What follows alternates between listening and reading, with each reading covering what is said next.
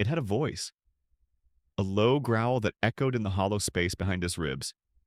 It had claws, sharp and insistent, that scraped at the lining of his stomach. It had a weight, a heavy, pressing emptiness that anchored him to the damp, cold earth of the backyard.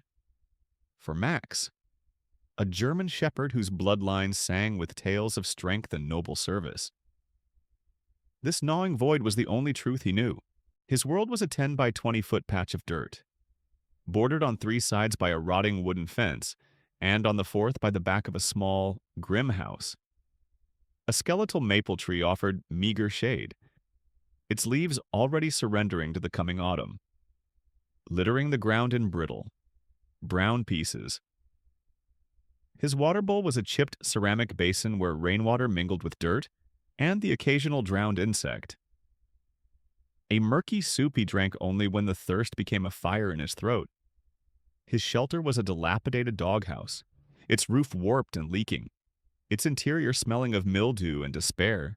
Max lay with his head on his paws, his body a landscape of sharp angles.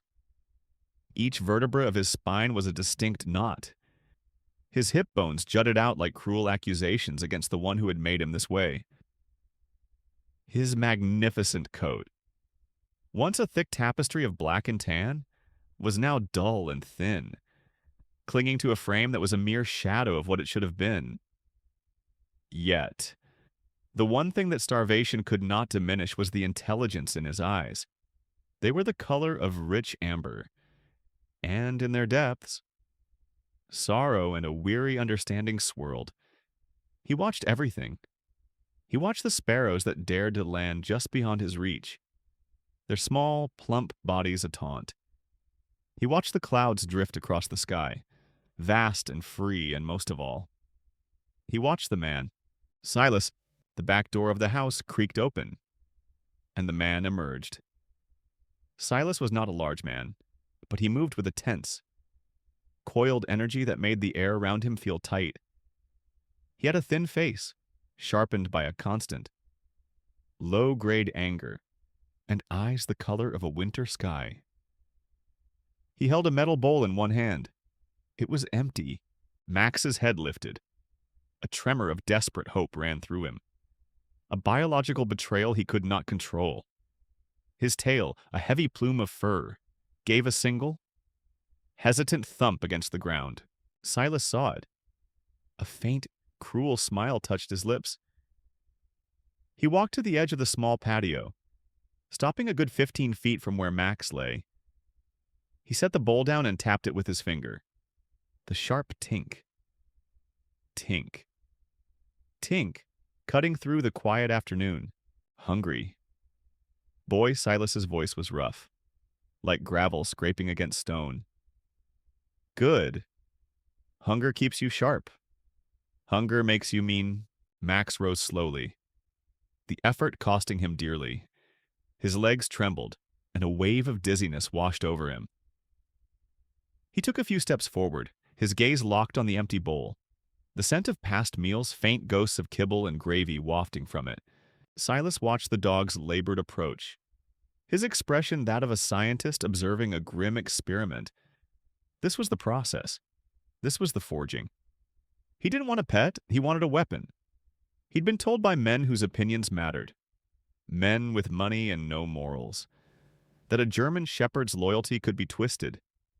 It could be reforged in the crucible of neglect. Starve its compassion, and you feed its aggression. Deprive it of all comfort, and it will learn to fight for the smallest scrap. That's it, Silas murmured as Max drew closer, his breathing now shallow pants. Feel it.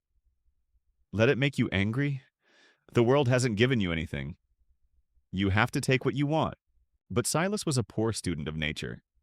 He saw the dog's physical decay and mistook it for the breaking of his spirit. He looked into Max's amber eyes and saw only the reflection of his own ugly intentions. He did not see the profound, soul-deep sorrow of a creature betrayed.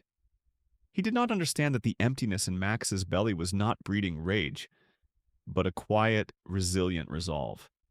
Max was not learning to be a monster. He was learning to endure. He reached the bowl and nudged it with his nose. Empty. The scent of nothing. It was a familiar disappointment, a ritual of cruelty that played out almost every day. He looked up at Silas, and for a moment, their eyes met.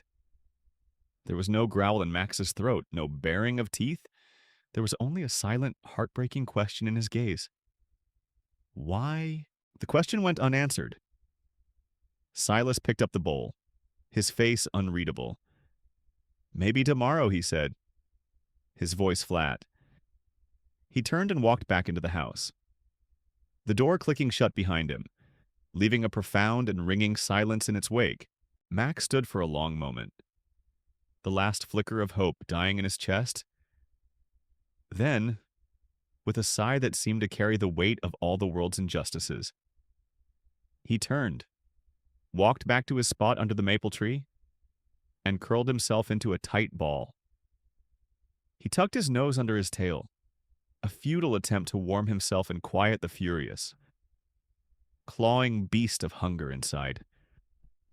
He closed his eyes, not to sleep, but to retreat to a place deep within himself where the memory of a full belly and a kind hand still lingered. A faint and fading dream. 2 houses down. The world was a universe away. In a small kitchen that smelled of fresh paint and cardboard boxes. Ilara wrestled with a roll of shelf liner, a small furrow of concentration on her brow. Moving was a chaotic symphony of logistics and labor. But for her, it was also a necessary reset. The sterile, quiet halls of the city's emergency veterinary hospital, with its constant wail of sirens and the heavy toll of too many lost causes, had worn her down. This quiet, tree-lined street, with its modest houses and sleepy rhythm, was meant to be a place of healing. She pushed a stray strand of auburn hair from her face and looked out the window above the sink, her gaze drifting over her new, unfamiliar backyard. And then she saw him, her hands stilled. The shelf liner unfurled forgotten onto the counter. All the instincts honed by 6 years as a veterinary nurse flared to life. A silent, screaming alarm in her mind, across the patchy lawn of her yard, beyond the chain-link fence that separated her property from the next. She saw the dog, even from this distance. His condition was horrifyingly clear. She saw the stark, skeletal outline of a German shepherd, a breed she knew to be powerful, muscular, and proud. This dog was none of those things. He was a creature of sharp edges and hollows, lying so still in the dirt that for one terrifying second, she thought he might not be alive. Then his head lifted, a slow, weary movement, as he tracked a leaf skittering past on the breeze. "Oh my God," she whispered, her voice barely audible. Her professional eye took in the details with a clinical, painful clarity. The visible spine and hip bones pointed to severe cachexia. The dull, patchy coat suggested malnutrition and possible skin infections. The profound lethargy was a classic sign of a body shutting down to conserve every last calorie. She felt a hot surge of anger, followed by a cold wave of sorrow. This wasn't the sad decline of old age or the ravages of a terminal illness she had seen so many times on the sterile steel tables of the clinic. There was a difference. This felt deliberate. This felt like cruelty. For the rest of the afternoon, she found herself drawn to the window, her unpacking forgotten. She watched as the dog, Max, as she would later learn he was called, moved with a painful slowness to his filthy water bowl. She saw him look toward the back door of his house with an expression of heartbreaking, unrewarded hope. She saw him collapse back into the dirt as if the simple act of standing was too much to bear. She couldn't let it go. The image of him was seared into her mind. Giving the owner the benefit of the doubt was professional protocol, but her gut told her this was no misunderstanding. Still, she had to try, wiping her dusty hands on her jeans. She walked out her front door and down the sidewalk to Silas's house. The front yard was a mirror of the back overgrown with weeds, a newspaper still in its plastic sleeve lying faded on the cracked porch steps. It was a house that seemed to sigh with neglect. She took a deep breath and knocked. The door was wrenched open by Silas. He filled the doorway, his posture immediately defensive, his cold eyes narrowing with suspicion. "Yeah, what do you want?" he grunted. Alara offered a small, disarming smile. "Hi, I'm Ilara. I just moved in 2 doors down. I didn't want to bother you, but I happened to see your dog in the backyard, and I just wanted to ask if he's all right. He looks unwell." Silas's expression hardened, a shudder coming down over his face. "He's fine. He's old." "Oh," Alara said, trying to keep her tone gentle. "I'm a veterinary nurse, sometimes with older dogs. There are special diets or medications that can help with weight loss and mobility. If you ever wanted any free advice—" "I don't need your advice," Silas snapped, his voice low and menacing. "He's my dog. I know how to take care of him. He's got cancer. All right now, if you don't mind. You're on my property." The lie was blatant, almost lazy. A dog with late-stage cancer would be receiving palliative care, not left to waste away in a dirt yard. The anger simmering beneath his words was a red flag, the kind she'd been trained to recognize in abusive owners. This wasn't the grief-stricken defensiveness of a loving owner watching their pet fade. This was the raw hostility of a man with a secret. "I'm sorry to have disturbed you," she said, her voice steady despite the tremor of adrenaline she felt. She took a step back. "It's a beautiful animal." Silas just stared at her, his eyes promising trouble if she pushed it any further. He slammed the door shut, the sound echoing the finality of a slammed gavel. Alara stood on the sidewalk for a moment, her heart pounding. The brief, ugly encounter had erased any shred of doubt. Silas was not a grieving owner. He was an abuser. And the dog in the backyard was not dying of a disease. He was being starved, systematically and deliberately. She walked back to her house. The quiet healing she had sought from this neighborhood now replaced by the cold, heavy certainty of a fight to come. She went straight to her kitchen window, across the yards. Max hadn't moved. He was just a still, sad shape in the fading afternoon light. But he was no longer a nameless victim. He had a witness, and Alara knew, with a resolve that settled deep in her bones, that she could not look away. Silas slammed the door on the interfering woman, his knuckles white. He leaned against the wood, his heart hammering against his ribs. A frantic, trapped bird? A nosy neighbor? That was all he needed. Her questions, laced with that sickeningly sweet pity, felt like probes searching for the ugly truth of his life. A truth that was far more dangerous than simple animal neglect. He stalked through the cluttered house, kicking at a pile of old newspapers. The air inside was stale, thick with the scent of debt and failure. Every shadow seemed to mock him.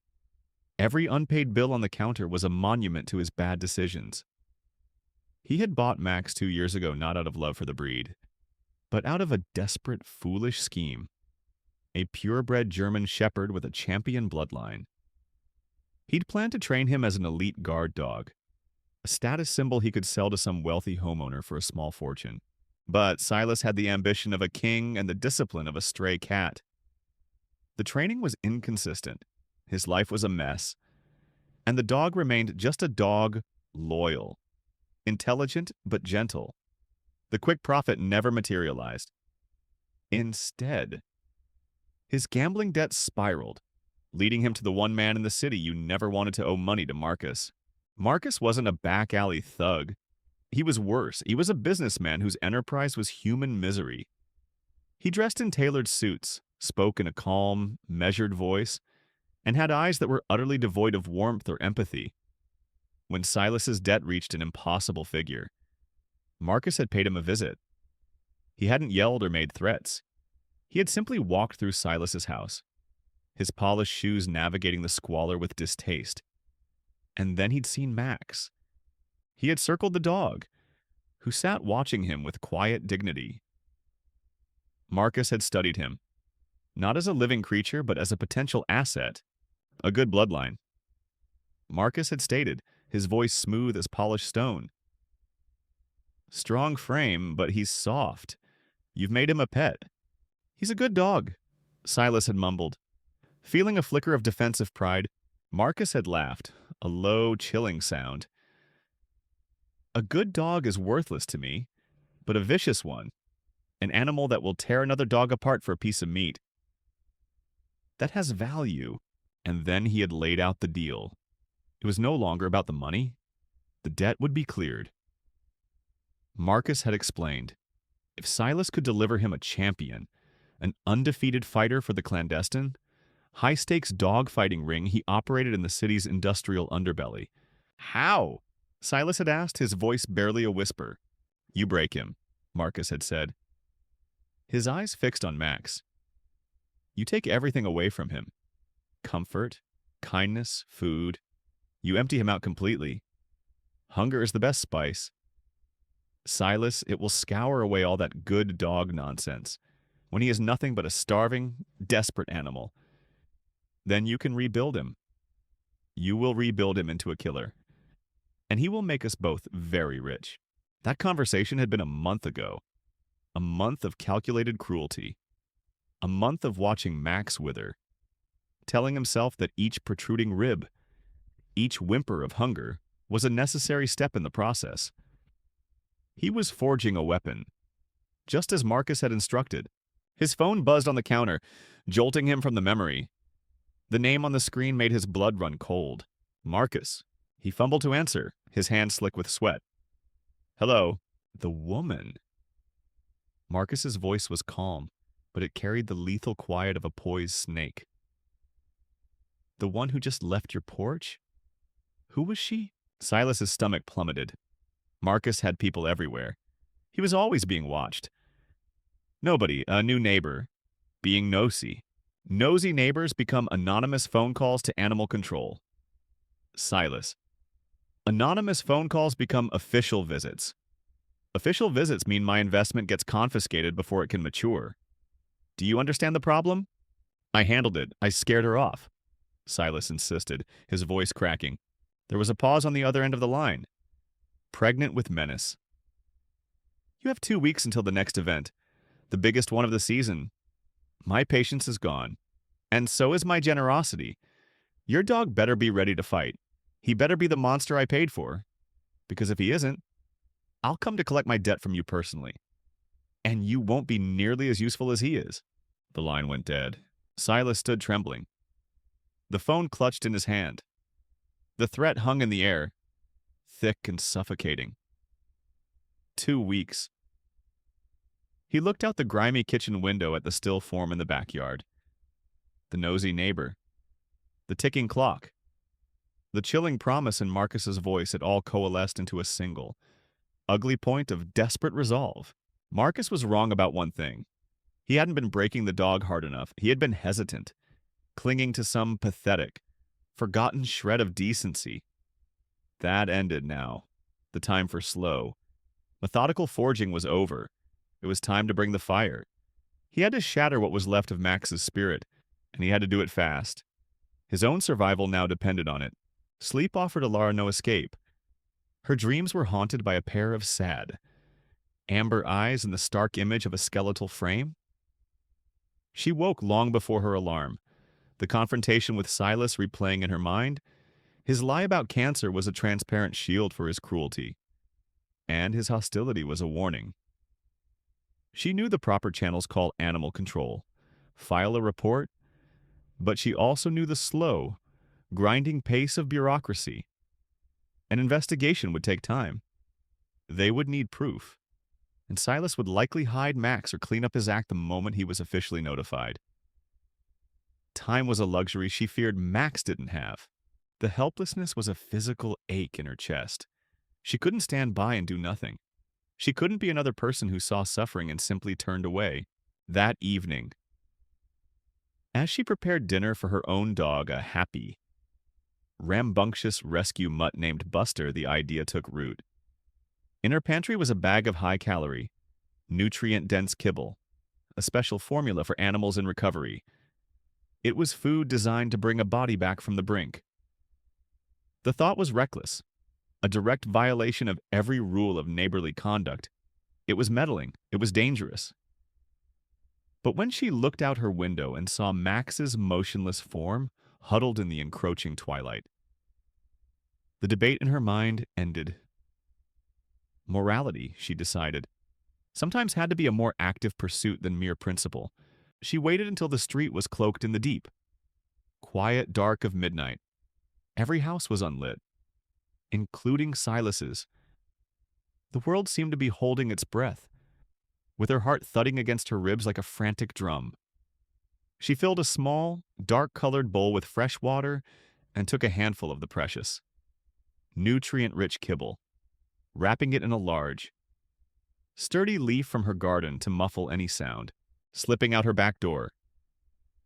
She moved like a shadow across her own lawn, the damp grass cool beneath her sneakers. The chain-link fence separating the two properties felt like the border to a hostile country. She crouched low near a thick hedge of forsythia that offered a pool of deeper darkness, her senses on high alert for any light, any sound from Silas's house on the other side of the fence. Max was a darker shadow in the gloom. He was awake. He had smelled her, or perhaps the tantalizing aroma of the food. His head was raised, his ears pricked, his body tense with a mixture of fear and desperate curiosity. "It's okay," she whispered, her voice a thread of sound. "It's okay. Boy, I'm not going to hurt you." Slowly, carefully. She pushed the bowl of water under the fence, followed by the small parcel of food. She retreated a few feet, sinking back into the cover of the hedge. Giving him space, Max remained frozen for a long minute. A statue of distrust. His life had taught him that a human hand offered only pain or emptiness. But this scent was different. It didn't carry the sour odor of Silas's anger. It was calm, gentle, and the scent of the food. It was an agony, a siren song to his screamingly empty stomach. He moved with a fluid, silent caution that belied his weakened state. He crept forward, his nose twitching, testing the air. He reached the bowl first, lapping at the clean, cool water with a thirst that seemed endless. Then he turned his attention to the food. He nudged the leaf, and the rich scent of the kibble hit him with its full force. The last of his hesitation shattered. He devoured the small meal in seconds. His hunger so profound it was a physical violence. But then he did something that made Alara's breath catch in her throat. Instead of moving away, he carefully nudged the empty leaf with his nose, pushing it back under the fence toward her side. He then meticulously licked the ground where the food had been, erasing any trace, any crumb. He looked toward her. A brief, intense stare through the darkness and the chain links. A clear and intelligent communication. "I understand. This is our secret." A powerful wave of emotion washed over Alara. This wasn't just a starving animal. This was a thinking, feeling being, capable of understanding nuance and risk. This was a partner in his own rescue. The midnight rendezvous became their ritual. Every night, Alara would bring him a small, life-sustaining meal and fresh water. She learned to speak to him in low, soothing tones, telling him he was a good boy, that he was strong, that he wasn't alone. And Max, in turn, learned to wait for her. He would appear from the shadows of his dilapidated doghouse as she approached, a silent confederate. He never made a sound, never drew attention to their clandestine meetings. He was a perfect secret keeper. Subtle changes began to appear. During the day, when she watched him from her window, she saw a new resilience in his posture. He still looked like a ghost, but he was a ghost that had found a reason to keep haunting the world of the living. A faint light had begun to rekindle in the depths of his amber eyes. He had a secret hope, a nightly reprieve that his tormentor knew nothing about. Standing at her window one night after returning from the fence, Alara watched him settle back into the dirt. A fierce, almost maternal protectiveness swelled within her. This dangerous game was a tightrope walk over a canyon of consequences. But seeing that flicker of spirit return to the beautiful dog in the darkness made it a risk she would take again and again. She was no longer just a concerned neighbor. She was his guardian. Silas was a man attuned to the subtle currents of despair, both his own and those he inflicted on others. It was this sensitivity that first alerted him that something was wrong. It wasn't a physical change in the dog. Not yet. Max was still a walking skeleton, a testament to his methodical starvation. It was something in the animal's eyes. The dull, vacant look of utter surrender he had worked so hard to cultivate was gone. In its place was a flicker, a spark of something resilient and watchful. The dog was enduring, not breaking. The nosy neighbor, the vet nurse. The suspicion took root in his mind like a toxic weed. He started watching, not just the dog, but the boundaries of his property. He scanned the ground near the fence line, searching for footprints, for any sign of trespassing. For 2 days, he found nothing. Ilara and Max were too careful. But Silas's paranoia, fueled by Marcus's deadline, was a patient hunter. On the third night, he didn't go to bed. He switched off all the lights in the house and sat in the pitch-black kitchen, a sentinel in his own squalid castle. His eyes fixed on the backyard for hours. There was nothing but the sound of the wind and the distant hum of the city. Then, just after 1 a.m, a shadow detached itself from the deeper shadows of the neighboring yard. He watched, his muscles tensing.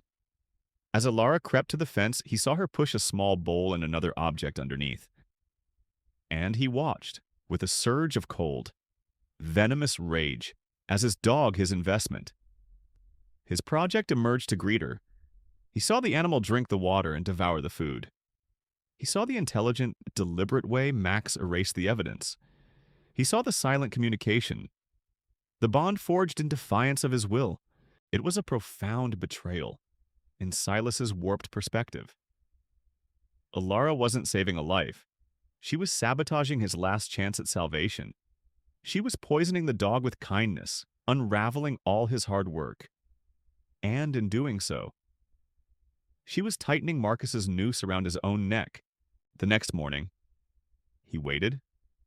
When he saw Alara leave her house to get the morning paper, he intercepted her, moving with a speed that was almost predatory.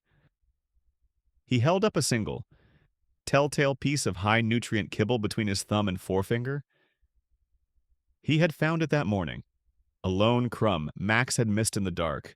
Looking for this, he asked, his voice deceptively soft. Alara froze, her face paling. The friendly neighbor facade was gone. There was only the raw, ugly truth between them now.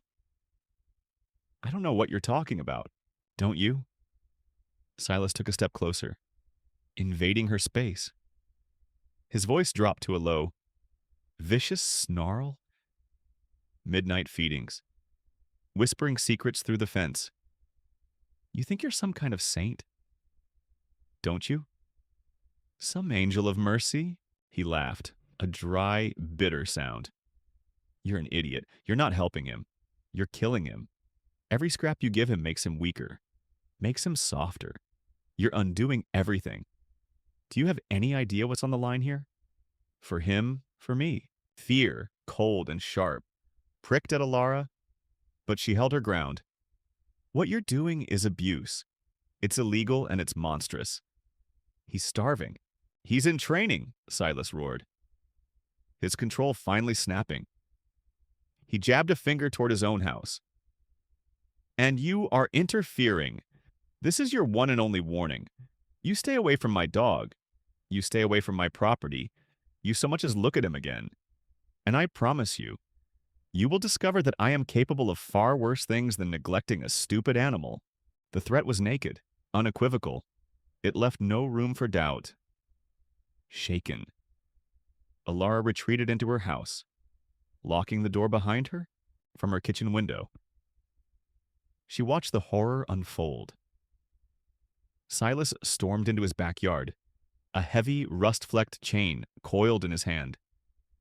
He marched directly to Max, who saw him coming and flattened himself against the ground, a low whimper escaping his throat. There was no fight in him, only terror. Silas clipped the chain to Max's thin collar. He then dragged the dog, who scrabbled for purchase in the dirt. Across the yard, he took him to the far corner of the lot, a desolate patch of mud and thorns behind a collapsing tin shed, a spot completely obscured from Ilara's view. She heard the metallic thump of a stake being driven into the ground, followed by the rattling clink of the chain being secured. And then silence. Ilara stared at the empty space where Max had always been. The ritual of their nightly meetings? The small hope she had nurtured? It had all been obliterated.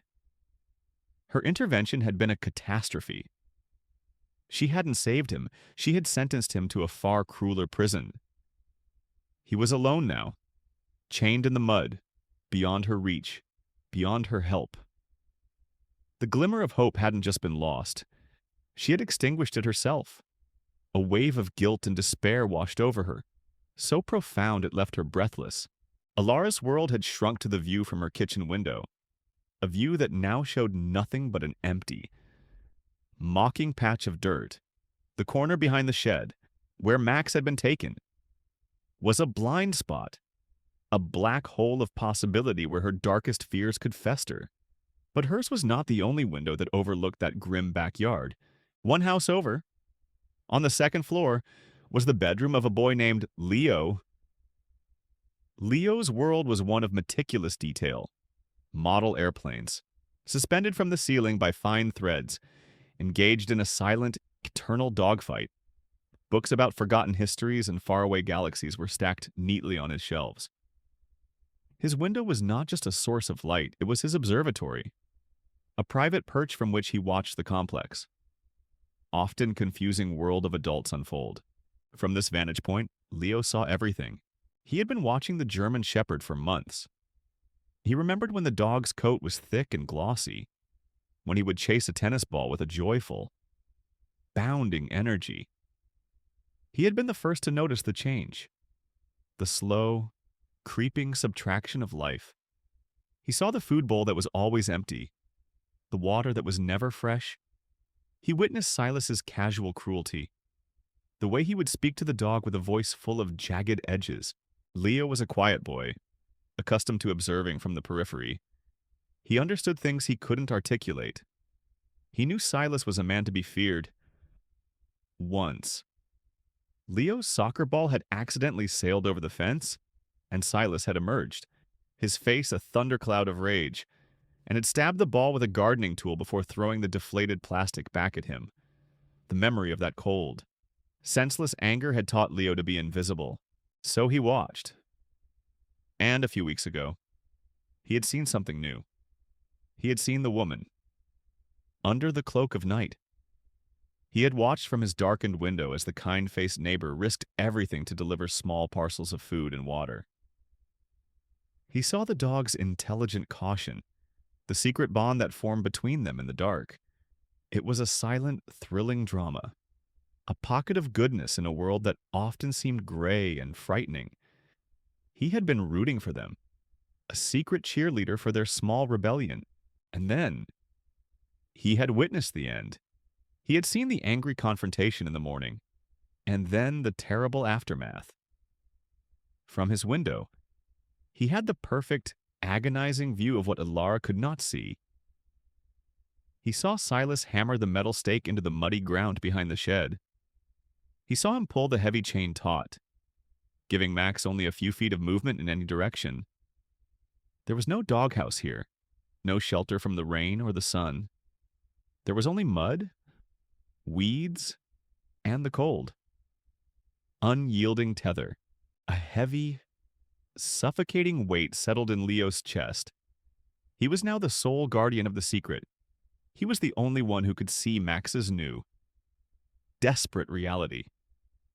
He watched as Max strained against the chain, trying to find a dry patch of ground to lie on. He watched as the dog paced the tiny circle his chain allowed. A prisoner in his own backyard, the cruelty was no longer just neglect. It was active, relentless torment. Fear was a cold knot in Leo's stomach. The image of Silas's face as he'd stabbed his soccer ball was vivid in his mind. What would a man like that do to a boy who snitched on him? He thought about telling his parents, but they would just say to stay out of it, that it was none of their business. He thought about finding the kind woman, Ilara, and telling her what he could see. But what if Silas saw them talking? The conflict raged within him. His fear was a high wall, but his empathy for Max was a rising tide. Threatening to breach it? He was just a kid. He wasn't brave. He was supposed to read his books and build his models and stay out of trouble. That night, a cold rain began to fall. Leo went to his window. He could just make out Max's shape in the darkness. A huddled, shivering lump in the mud.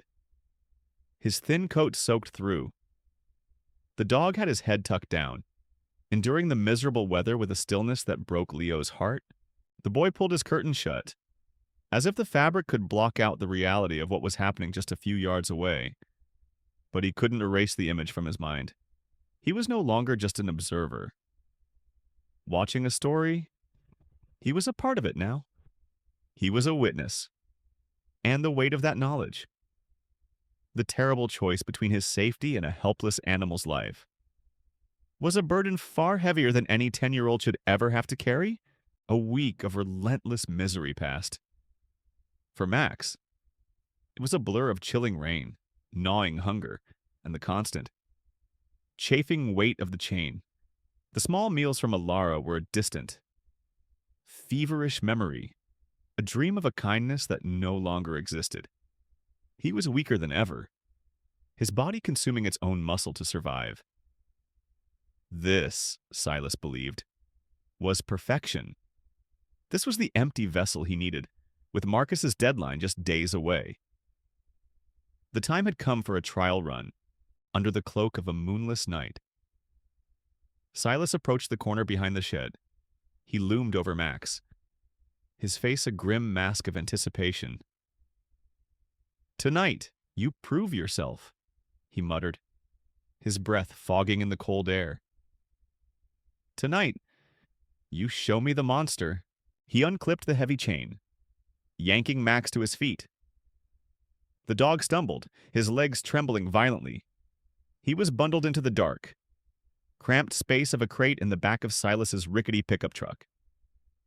The engine roared to life, and they plunged into the darkness, leaving the quiet suburban street behind. For Max, the jarring motion and the cacophony of new smells and sounds were a terrifying assault on his senses. He didn't know where he was going, but he knew it was a place of profound danger. They drove for what felt like an eternity, finally turning off the paved road onto a bumpy dirt track that led deep into a tract of dark woodland. The truck shuddered to a halt in a clearing, its headlights cutting two stark beams through the oppressive dark. Another vehicle was already there, its engine idling. A stocky man with a permanently sour expression leaned against its fender. At his feet sat a pit bull, a solid block of muscle covered in a patchwork of old and new scars. The dog's eyes were flat and hard, reflecting the cold light. "You're late, Silas," the man grunted. "Just get him ready." Silas snapped, his own nerves frayed. He pulled the crate from the truck and dragged it to the center of the clearing. He opened the door and hauled Max out, pushing him toward the other dog. "The rules are simple," the stocky man said with a grim chuckle. "There are no rules. Let's see what your fancy shepherd can do." The pit bull needed no encouragement. It had been bred and conditioned for this single purpose. With a low, guttural roar, it launched itself at Max. Silas's heart hammered in his chest. "Get him! Max! Fight, kill him!" he screamed, his voice raw with desperation. This was the moment of truth, the culmination of all his cruel work. But the monster he expected to see did not emerge. Something deep within Max, a core of nobility that starvation and abuse could not extinguish, refused to break. The secret kindness he had been shown had left an indelible mark, a tiny, protected flame of something other than rage. When the pit bull attacked, Max did not meet savagery with savagery. He met it with a desperate, brilliant instinct for survival. He was faster than his opponent, a whip-thin blur of motion. He used his weakened state to his advantage, ducking and weaving under the pit bull's clumsy, powerful lunges. He was a dancer. Just as the man would later taunt, he dodged and deflected, his movements economical and precise. When the pit bull's teeth grazed his flank, leaving a hot slash of pain, he responded not with a killing bite, but with a swift, powerful shove, using his shoulder to knock the other dog off balance. He was fighting to live, not fighting to kill. The stocky man began to laugh, a harsh, mocking sound. What is this? Silas. You bring me a show dog, he won't finish it. He's got no heart for it. Humiliation, hot and acidic, flooded Silas. The laughter was a physical blow. He saw Marcus's cold, disappointed face, felt the phantom weight of his final promise. This dog, this worthless, gentle creature, was going to get him killed. His failure was absolute. That's enough, Silas roared, his voice cracking with fury. He grabbed Max by the collar, dragging him away from the still growling pit bull. The other man just shook his head, spitting on the ground. Don't bring that thing back here till it's learned how to kill. Marcus ain't got no use for a coward. The ride home was a vortex of silent, seething rage. Max lay bleeding and trembling in the crate, the pain from his wounds a low throb against the constant ache of hunger. But it was Silas's silence that was the most terrifying. When they arrived back at the house, the punishment was swift and brutal. It wasn't calculated training anymore. It was the raw, unrestrained fury of a desperate man venting his own failure on the only thing he could control. He chained Max back to the stake in the mud. The dog collapsed, every inch of his body screaming in pain, a fresh wound on his side now oozing blood into the dirt. He was broken in body, hovering on the very edge of consciousness. But in the deepest part of his soul, his spirit remained stubbornly, defiantly intact. From his window, Leo saw it all. He saw the truck return. He saw Silas drag the injured, limp form of the dog from the crate. He saw the blood glistening on Max's coat and the truck's dying headlights. The sight was so horrific it stole the air from his lungs. The wall of his fear began to crack, overwhelmed by a tidal wave of horror and a terrible burgeoning sense of duty. The time for silent observation was over. Something had to be done. For Ilara? The silence from Silas's backyard was a tangible entity, a suffocating blanket of dread. Days had bled into a week since she had watched him drag Max behind the shed. Every morning she woke with a knot of anxiety in her stomach, expecting to see some grim, official vehicle outside his house. Every night she strained to hear a bark, a whimper, a rattle of the chain, anything to prove he was still alive. But there was nothing. Only the chilling, absolute stillness. Her guilt was a constant companion. Her attempts at kindness had led to this a worse imprisonment, a more profound isolation for the animal she had tried to save. The thought of him injured, alone in the mud, possibly dying, was a torment that overshadowed everything else. Waiting for the slow cogs of the law to turn was no longer an option. The risk of Max not surviving that wait was too great. Her fear of Silas was real and potent. His threat echoed in her memory. But another, greater fear had taken root, the fear of what would happen if she did nothing. The image of Max's amber eyes, intelligent and sorrowful, pushed her past the point of caution. She had to get him out. It was illegal. It was dangerous. But it was the only moral choice she had left. She knew she couldn't do it alone. There was only one person she could trust, someone who understood the desperation and the stakes. David's animal rescue. Second Chance Sanctuary, was located on the industrial edge of town, a noisy, chaotic, and perpetually underfunded haven housed in a converted warehouse. The air inside smelled of bleach, dog food, and a stubborn, defiant hope. David, a man whose face was etched with the weariness of 1,000 sad stories, looked up from his desk as Alara walked in. He ran a hand through his thinning hair, his smile tired but genuine. Alara, to what do I owe the pleasure? Don't tell me you're finally ready to adopt that three-legged beagle. Her expression stopped his light-hearted tone cold. David, I need your help. I'm in trouble. They sat in his cramped office. The sound of barking a constant chorus in the background. Ilara laid out the entire story, her voice low and urgent. She told him about Max, the deliberate starvation, her secret feedings, the confrontation with Silas, and the dog's disappearance behind the shed a week ago. She told him about the chilling finality of Silas's threat. I think he's being prepared for fighting. David, she finished, her voice trembling slightly. And I think if I hadn't interfered, he might have had a chance, but I made it worse. Now, I think he's dying. David listened patiently, his expression growing more grim with every word. He leaned back in his squeaking chair, the full weight of his experience settling on him. Okay, he said slowly. First, what you did was dangerous but understandable. Second, you're probably right about the fighting. I've seen it 100 times. Third, calling animal control now is a crapshoot. This guy Silas sounds like he'll just hide the dog or get rid of it. They need to catch him in the act, which is unlikely. He paused, looking her directly in the eye. So what are you asking me? Alara? I'm asking you to help me get him out, she said. The words rushing out. Tonight or tomorrow, as soon as we can, we go in, cut the chain, and bring him here. David sighed, the sound heavy with resignation. You're asking me to help you commit breaking and entering, theft, and a dozen other things a guy with a lawyer could dream up. Alara. This shelter runs on donations and goodwill.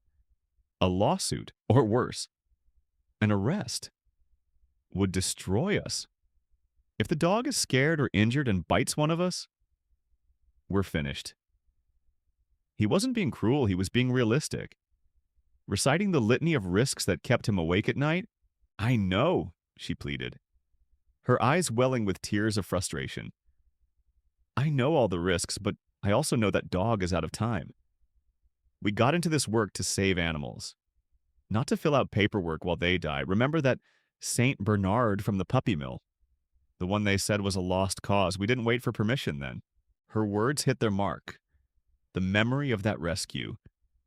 One of their first together, a desperate, off-the-books operation that had saved a dozen animals flickered in his eyes. He looked around his chaotic office, at the photos of rescued animals taped to the walls, each one a victory against cruelty and indifference. He looked at Alara's desperate, determined face. The cynical armor he wore to survive his job began to crack. Damn it, he finally muttered, rubbing his eyes. He leaned forward, his voice dropping. The pragmatist, the strategist, took over. Okay. But we do this my way. We need a plan. We can't go in blind. The energy in the room shifted. Desperation was replaced by a tense, focused resolve. David began firing off questions. What was the layout of the yard? Were there security lights? Other dogs? When did Silas usually sleep? They spent the next hour hunched over a napkin on which Alara sketched a crude map of the properties. They would need heavy-duty bolt cutters for the chain, a collapsible crate for transport, and a first aid kit. The best time would be late. After 2 a.m. David pointed to the weather forecast on his computer. A storm was predicted for the following night. That's our cover, he said, his voice firm. The wind and rain will mask the noise. One chance? Alara, we go in, we get the dog, and we get out. No mistakes. The plan was set. A desperate, dangerous gambit born of necessity. As Ilara left the shelter, the fear was still there, a cold knot in her stomach.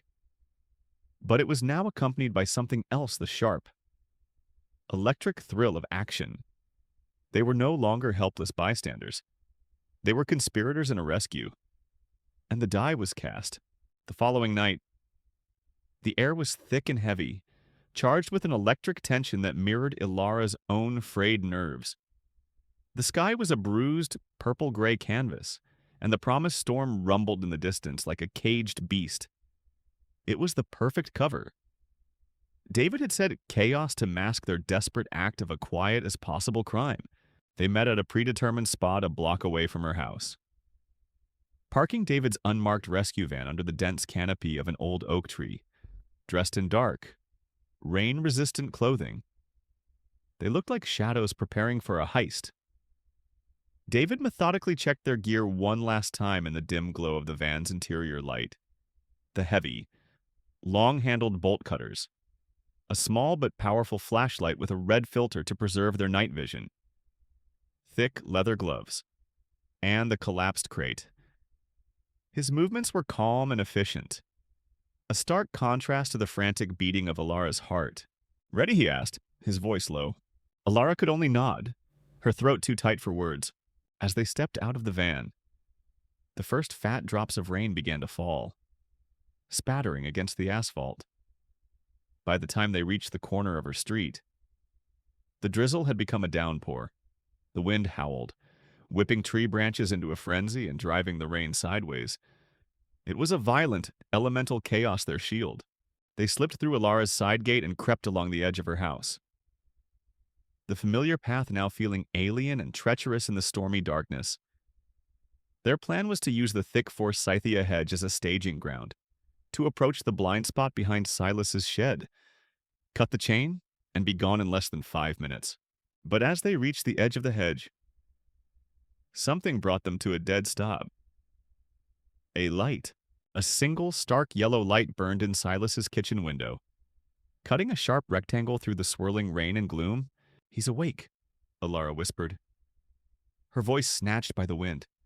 A cold dread washed over her, extinguishing her adrenaline-fueled courage. The plan was contingent on Silas being asleep. The entire rescue hinged on it. David pulled her deeper into the shadows of the hedge. "Wait, don't panic. Maybe he fell asleep watching TV." But then they saw the other thing. The detail that was so wrong, so out of place, that it made the hair on Alara's arms stand on end, parked in Silas's driveway. Gleaming wetly under the intermittent flashes of lightning, was a vehicle that did not belong along. Black. Luxury sedan. It was the kind of car that spoke of serious money and silent power. An object as alien to this quiet, working-class street as a spaceship. Silas wasn't just awake. He had a visitor. Instinctively, they both crouched lower, peering through a gap in the leaves. The kitchen window offered a partial, distorted view of the scene within. They saw Silas, his posture hunched and defensive, his face pale with terror. And they saw the other man. He was standing with his back partially to the window, but his presence filled the room. He was tall and impeccably dressed in a dark suit that seemed to repel the chaos of the world around him. He wasn't yelling, he wasn't even moving much. But he radiated an aura of such cold, predatory stillness that it was more terrifying than any overt act of aggression. Alara didn't know his name, but she knew, with absolute certainty, that this was the source of Silas's fear. This was the man who had ordered Max's torment. This was Marcus. The wind and the drumming of the rain on the roof muffled most of their words, but the tones carried clearly. They could hear the desperate, pleading cadence of Silas's voice, high and thin with panic, and they could hear the other man's replies. Calm, measured and utterly chilling. It wasn't a negotiation, it was a sentencing. Alara and David exchanged a look of pure horror. This was no longer a simple, if illegal, animal rescue? They had stumbled into the middle of something far darker, a reckoning between desperate men. Their small, noble mission had collided with a brutal reality they were completely unprepared for. They were trapped. The storm that was meant to be their cover had become their cage. They couldn't move forward with the rescue, not with the cold-eyed man standing 10 yards away, but they couldn't retreat either. To move now would be to risk being spotted. What if he came out? What if he saw them? So they remained, crouched in the wet, clinging foliage, the rain soaking them to the bone. They were prisoners of the moment, unwilling witnesses to a crisis that was spiraling violently out of control.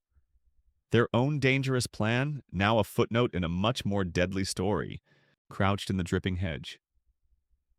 Lara felt a chill that had nothing to do with the cold rain soaking through her jacket. Time seemed to warp, each second stretching into an eternity as they watched the tense tableau in the kitchen. The storm provided a chaotic soundtrack of groaning wind and drumming rain, but inside that yellow-lit room, the silence was louder, heavier with menace. David had a firm grip on her arm, his knuckles white. His instinct, the sensible one, was to pull them away, to retreat into the darkness and pretend they had seen nothing. But they were both mesmerized by the unfolding disaster. Like watching a lit fuse burn its way toward a powder keg, the snippets of conversation that breached the wall of the storm were sharp and deadly, useless. Silas, Marcus's voice, a low and lethal rumble, a complete waste of time and resources. I just need more time. Silas's reply was a high-pitched, desperate whine. He's almost there, I swear that test. It was just a fluke, a dry, mirthless laugh from Marcus. Time is a luxury you've run out of. I am here to collect. Since the asset you were supposed to cultivate is worthless, I'll have to liquidate your other holdings. I have nothing, Silas cried out. You know that I have nothing left. Everyone, Marcus said, his voice dropping to a terrifyingly calm whisper that still seemed to cut through the glass. Has something? Then the tableau broke. Marcus moved with a sudden, fluid violence that was shocking in its efficiency. They saw his arm lash out, not a wild swing, but a short, brutal jab. A sickening thud reached them an instant later, followed by a choked gasp from Silas as he staggered backward. Crashing into a kitchen chair which overturned with a clatter of wood on linoleum, Alara flinched as if she had been struck herself. David's grip on her arm tightened. A silent, urgent command to run. But her feet were rooted to the spot, her eyes wide with horror. This was no longer about a dog. This was happening. This was real violence. Unfolding just feet away, the scene inside devolved into chaos. Marcus advanced on the cowering Silas, his movements economical and ruthless. There were more sounds of struggle, grunts of pain, the frantic scrabbling of shoes on the floor, the smash of something ceramic shattering. Silas was no match for the larger man's cold fury. A moment later, Silas was on the floor, and Marcus stood over him, not even breathing heavily. The money your grandmother left you, Marcus stated, his voice flat. The one thing you swore you'd never touch? Where is it? Silas's reply was a sob, a broken mumble. Marcus kicked something out of his way, a table, from the sound of it. The fight was over, the ransacking had begun. Drawers were wrenched open, their contents dumped onto the floor. Cupboard doors were slammed open. The sounds were of a frantic, destructive search. Marcus was no longer just a menacing creditor. He was a predator tearing apart a victim's den. Outside. The storm raged, mirroring the violence within. Lightning split the sky, illuminating the scene in a series of stark, terrifying flashes. Ilara and David were completely exposed, caught in a nightmare of their own making. Their noble rescue mission had dissolved into a terrifying reality. They were witnesses to a brutal home invasion. We have to go, David hissed, his voice finally breaking through her paralysis. Now. Ilara, he was right. Staying was insane. But as he started to pull her backward, a new sound cut through the storm. The back door of the house was thrown open with a violent crash. Silas, his face a bloody mask of terror, scrambled out into the mud and the rain, trying to make a run for the dark sanctuary of the yard. He didn't get far. Marcus appeared in the doorway, a dark, implacable silhouette against the light. He wasn't even hurrying. He watched Silas slip and fall in the mud, a predator watching its wounded prey. The rescue plan wasn't just shattered, it had become a distant, naive dream. They were trapped in the crossfire, their lives now hanging by the thinnest of threads, chained in the mud behind the shed. Max was adrift in a sea of misery. The cold rain had soaked his thin coat, plastering it to his skin and chilling him to the bone. The gash on his flank from the test ached with a deep, rhythmic fire, and the ever-present claws of hunger were relentless. He had been on the verge of surrendering to the encroaching darkness, to the numb peace of letting go. But the storm had brought more than just rain. It carried sounds that jolted him from his stupor. He heard the angry, muffled voices from the house, the crash of objects, and then a cry of pain from Silas. He recognized his tormentor's voice, but it was thin and sharp with a terror he'd never heard before. This was not the voice of a master in control. It was the sound of prey. Every nerve in Max's body went taut. A new scent permeated the air, carried on the wind an unfamiliar male, smelling of cold confidence and a danger that made the hair on his neck bristle. The entire atmosphere was charged with violence. He strained against the chain, his muscles screaming in protest. A low whine caught in his throat. Then, the wind shifted, for a brief instant. It brought him a different scent, one that cut through the miasma of rain. Mud and fear. It was faint, almost washed away, but it was unmistakable. It was the scent of the woman from beyond the fence, the scent of clean hands, gentle words, and the life-giving food she had brought him in the dead of night. It was the scent of kindness, and woven into that scent was something else.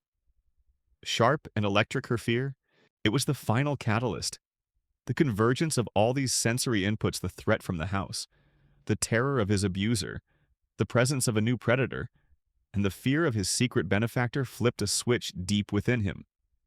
It was not the mindless rage Silas had tried to cultivate.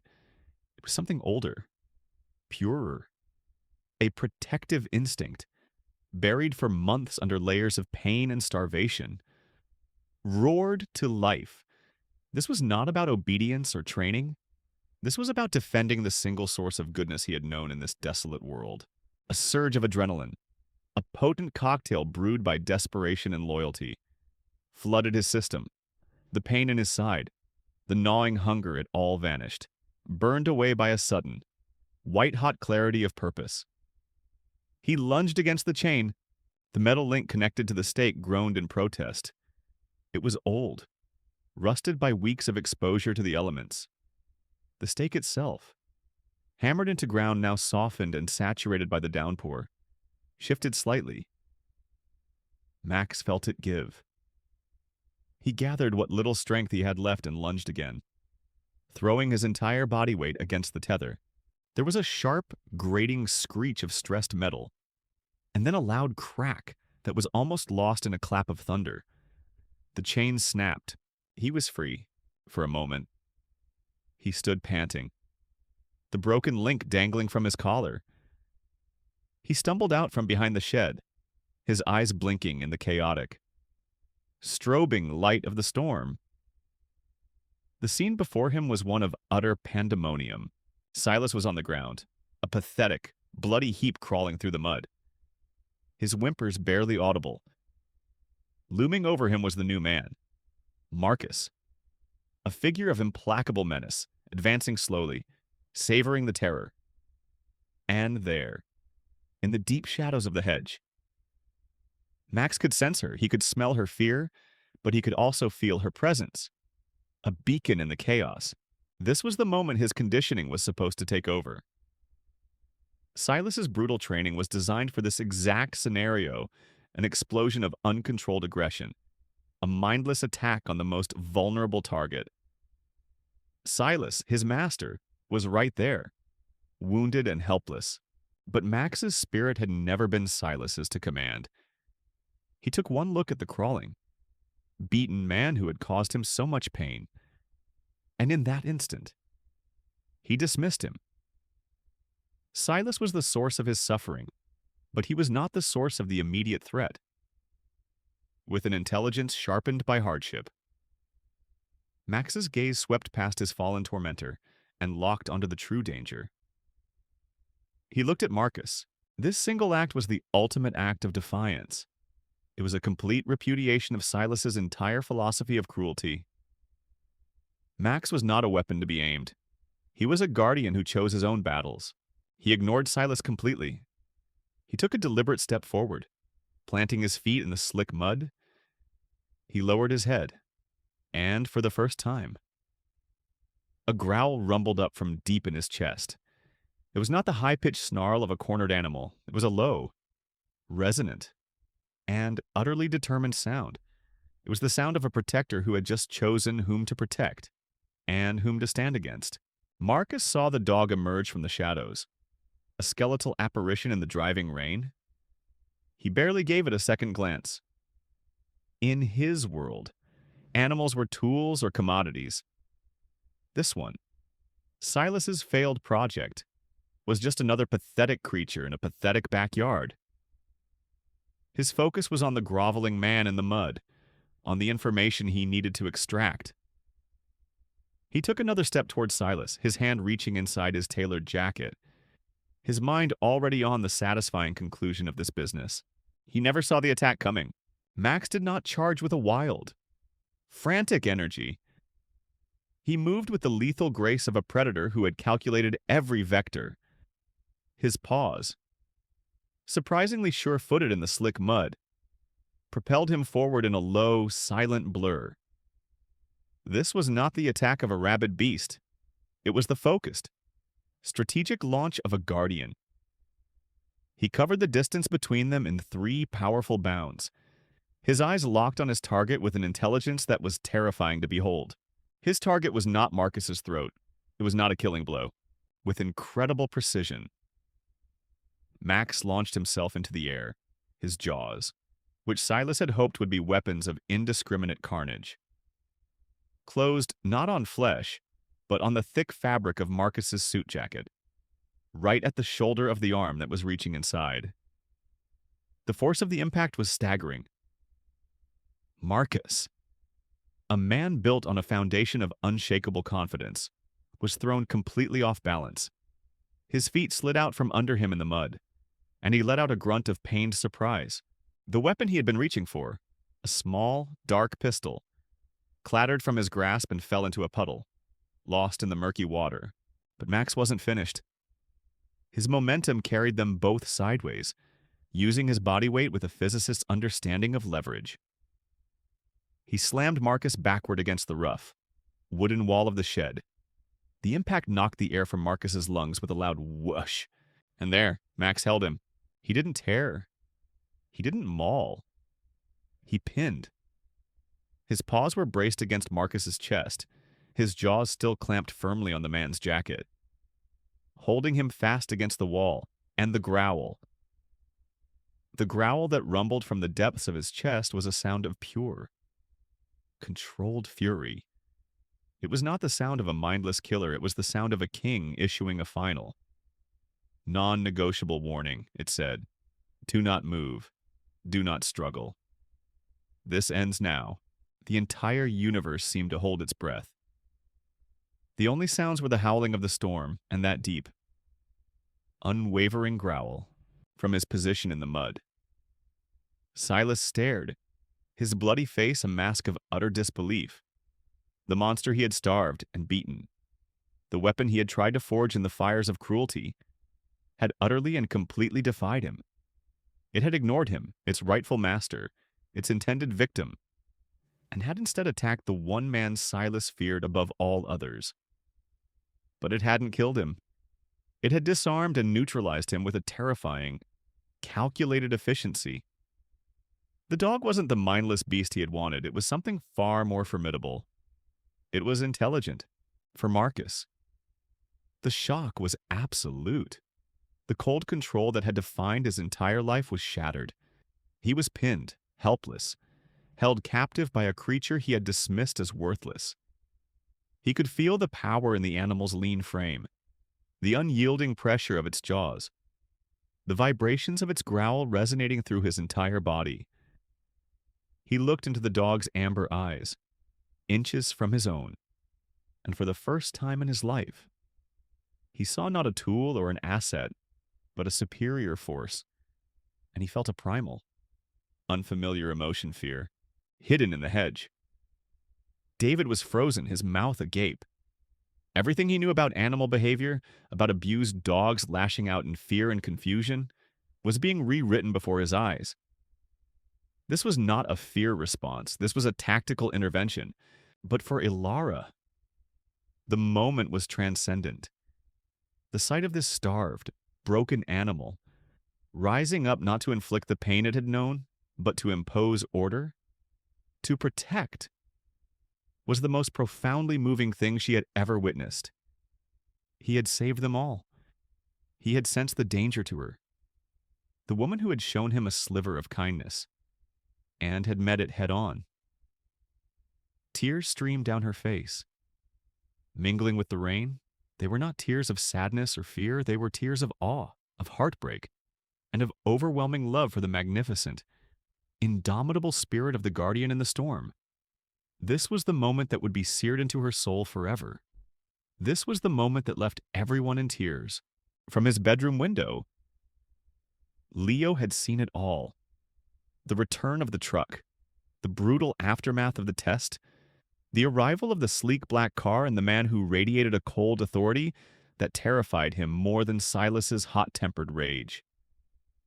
He had watched, paralyzed by his familiar fear, as the confrontation escalated into violence. But when he saw Max injured, starved, and chained rise up not to flee but to strategically neutralize the greater threat, something inside the boy finally snapped. The dog's courage was a mirror reflecting his own inaction, and he could no longer stand the sight, with trembling hands. He grabbed the old landline phone from his desk, his heart a frantic drum against his ribs. He dialed the emergency number, and when the calm voice of the dispatcher answered, the words tumbled out of Leo, a rushed and desperate whisper. "My neighbor's yard. There's a fight." He gasped. "Someone's hurt. And the dog is saving them." He couldn't explain it any better than that. He stammered Silas's address, then hung up, his entire body shaking. He had done it. Whatever happened next, he had acted. He turned back to the window, no longer a silent observer. Minutes later, the first wail of a siren sliced through the roar of the storm. Flashing red and blue lights painted the sleepy street in strokes of chaos. 2 police cruisers skidded to a stop in front of Silas's house, officers emerging with faces grim and tense under the brims of their soaking wet hats. They kicked open the side gate and stormed into the backyard, weapons drawn, expecting to walk into a scene of brutal, human-on-human violence. The scene that greeted them, however, stopped them dead in their tracks, in the strobing, disjointed light of their flashlights and the intermittent flashes of lightning. They saw a tableau of pure surreality. A well-dressed man, whom one of the older officers instantly recognized as Marcus Thorne. A high-level criminal they had been trying to pin down for years was being held captive against a shed wall by a shockingly emaciated German shepherd. The dog wasn't mauling him. It was simply holding him, a living statue of controlled menace, its low, steady growl the only sound enforcing its dominance. A few feet away, another man, Silas, was curled in the mud, his face a mess of blood and tears, babbling an incoherent confession to anyone who would listen. "He made me do it. The dog. I didn't want to. He was going to kill me." And then, adding to the sheer strangeness of it all, Two more figures emerged from the dense shrubbery, their hands raised in surrender. A woman with tear-streaked eyes and a man who looked utterly shell-shocked. "We're here for the dog," Alara said, her voice shaking but clear. It was the arrival of the uniforms that broke the stalemate. Max sensed the shift in authority. These humans carried a different kind of power, a sense of order. He looked from the officers to Marcus, and then, with a conscious intelligence that was breathtaking, he relaxed his jaw. He took one step back, then another, his deep growl subsiding into an exhausted pant. His duty was done. He had held the line until reinforcements arrived. Instantly, the officers swarmed in. Two of them were on Marcus, cuffing him before the man could fully process his liberation. Another hauled Silas to his feet, his confession now a tidal wave of incriminating words about dogfighting. Debts and cruelty amid the chaos. Alara only had eyes for Max. The dog, having expended his last reserves of adrenaline and strength, was now swaying on his feet, his body trembling with shock, exhaustion, and blood loss. She rushed to him. Oblivious to everything else, "He's injured," she said to an officer who approached cautiously. "He's a victim in this. Please, don't hurt him." She knelt in the mud, not to restrain him, but simply to be with him. Max looked at her, and in his amber eyes, there was a deep, soul-weary recognition and trust. He let out a soft whine and leaned against her, finally allowing himself to feel the full, crushing weight of his pain. The full story quickly tumbled into place. Silas's frantic confession, Alara and David's breathless explanations, and the subsequent testimony from a brave boy watching from his bedroom window painted a complete picture of abuse, criminal enterprise, and an impossible act of heroism. Marcus's gun was recovered from the puddle. The warrants would be issued. Justice, set in motion by a quiet child and executed by a dying dog, had finally arrived in the days that followed. The story of that stormy night unraveled like a tightly wound spool. Silas's terrified confession, corroborated by the steady testimony of Alara, David, and a newly courageous Leo, gave the police everything they needed.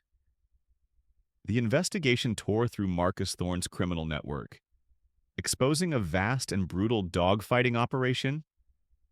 Arrests were made across the city. Marcus, the untouchable kingpin, now faced a mountain of charges, brought down not by a rival but by the unshakable loyalty of a dog he had written off as worthless.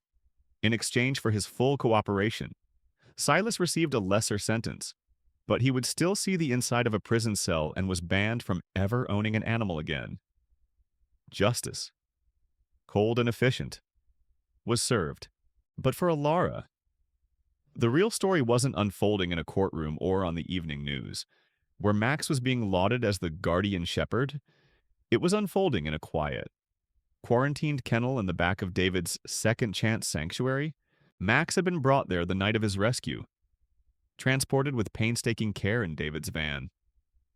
Alara riding beside him, her hand resting gently on his damp coat, whispering reassurances.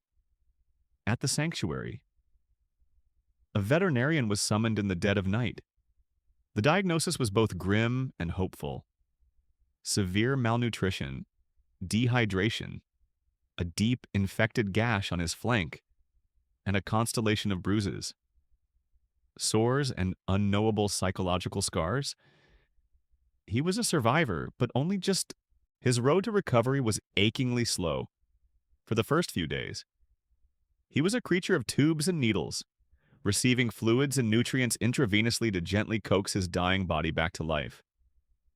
He lay on a clean, soft bed, too weak to lift his head. Alara made the kennel her home. She brought in a folding chair and a book, sitting with him for hours, her presence a silent, steady comfort. She didn't push. She was simply there, a constant vigil for her guardian, She was there on the third day when he lapped water from a bowl on his own for the first time. She was there on the fifth day when he ate his first tiny meal, a few spoonfuls of a special, easily digestible food, and kept it down. Each small step was a monumental victory. The physical healing was slow.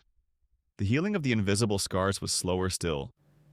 For the first week, Max was a statue when anyone was near.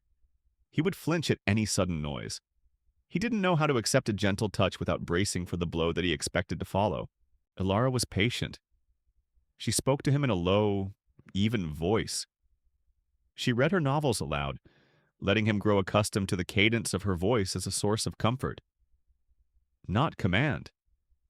She never reached for him first. Instead, she would sit on the floor nearby, letting him be the one to close the distance. The breakthrough came at the end of the second week. Ilara was sitting on the floor, reading, when Max, who had been unsteadily pacing the kennel, hesitantly approached her. He stood for a long moment, his amber eyes searching hers. Then, very slowly, he leaned forward and nudged her hand with his nose. Ilara held her breath, not daring to move. He did it again, a more insistent nudge this time. Then, for the first time since she'd met him, his heavy tail gave a faint, uncertain twitch, but it was a wag, with tears blurring her vision. Ilara slowly raised her hand and gently scratched behind his ears. This time, he didn't flinch. He leaned into the touch, a soft, contented sigh escaping him. From that day on, his recovery accelerated. Trust, once established, became the bedrock for everything else. He began to put on weight, his coat lost its dull, lifeless look, and began to grow in thick and lustrous. The light returned fully to his eyes, replacing the sorrow with a calm curiosity. He started to act like a dog again. He would greet Ilara with a more confident wag, and even picked up a squeaky toy David had left for him, carrying it around awkwardly in his mouth. Ilara watched him, her heart filled with an emotion too vast to name.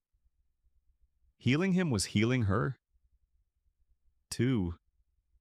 The burnout and cynicism that had chased her to this quiet street had evaporated, replaced by a renewed sense of purpose. One afternoon, about a month after the night of the storm, Ilara was sitting with him in the kennel. Max, now looking more like a German shepherd and less like a ghost, walked over and didn't just nudge her hand. He gently laid his great head in her lap, looking up at her with an expression of absolute devotion and trust. In that moment, Ilara knew he was ready. The scars remained, both inside and out. But they were the scars of a survivor, not the wounds of a victim. He was no longer a project or a patient.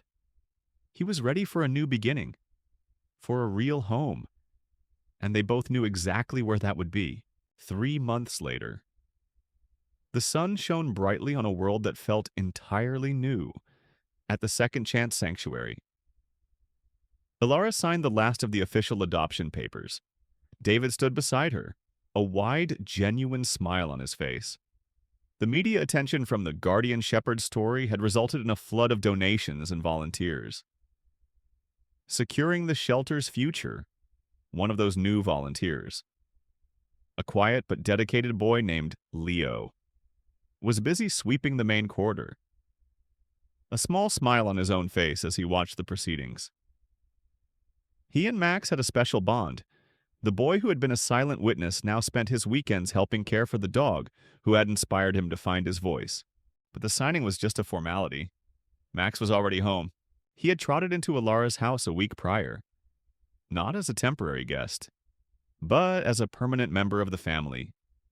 He had explored every room with a calm curiosity, his claws clicking softly on the hardwood floors. He had greeted Buster, Ilara's other dog, with a dignified sniff and a gentle wag of his tail, and the two had quickly established a companionable truce. He had claimed a spot for himself on a plush rug in the living room, a patch of sunlight where he would nap for hours, a stark and blissful contrast to the cold mud he had once called a bed that afternoon. Alara took him to the park.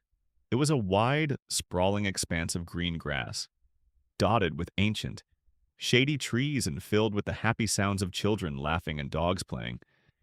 It was the antithesis of the cramped, cruel backyard where his story had begun, as Alara unclipped his leash. Max stood still for a moment, taking it all in. Then, with a joyful bark that was still new and wonderful to Alara's ears, he took off. He ran. He didn't just run, he flew across the grass. His powerful legs stretching, his body a symphony of muscle and grace. He was no longer a ghost. He was a magnificent, healthy German shepherd, his coat gleaming, his eyes bright with life. Alara watched him, her heart swelling with a love so fierce it almost hurt. This was the reason for all of it. For the fear, for the risk, for the sleepless nights. This moment of pure, unadulterated joy. She threw a tennis ball, and he leaped after it, catching it mid-air with a playful snap of his jaws before galloping back to her. His tail a triumphant banner, he played with other dogs. His social skills a bit clumsy but gentle, his past trauma manifesting only as a slight deference to louder barks. But there was no fear. He had learned that the world could be a kind and welcoming place. After a while, he came to her side, panting happily, and leaned his weight against her legs as she sat on a bench.